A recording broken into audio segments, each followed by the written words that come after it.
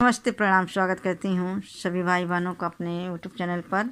आप सभी लोग के सामने एक गारी गीत सुनाने जा रहे हैं। आप लोग सुनिएगा और कमेंट बॉक्स में बताइएगा हमारा गारी गीत कैसा लगा। वीडियो को लाइक, सब्सक्राइब, शेयर जरूर करिएगा। फुल वॉच करके सुनिएगा आप लोग। टना टन बोले समधी तुहार गड़िया। टना टन बोले समधी तुहार गड़िया। टना टन बोले समधी तुहार गड़िया। टना टन बोले गड़िया भागे हरन देई के। अरे समधी भागे बहिन लेई के। गड़िया भागे हरन लेई के। अरे समधी भागे बहिन लेई के। टना टन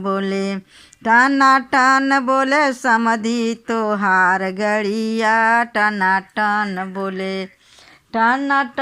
बोले समधी तुहार गड़िया। टना टन बोले गड़िया फंस गई नहरिया में। समधी फंस गए बहिनिया में। गड़िया फंस गई नहरिया में। समधी फंस गए बहिनिया में। टना टन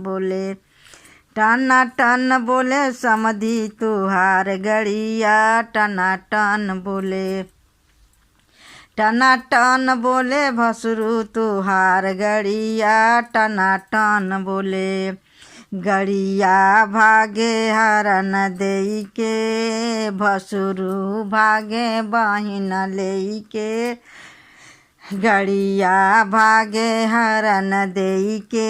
अरे भसुरु भागे बहिन लेई के। टना टन बोले गड़िया हरन देई के। टना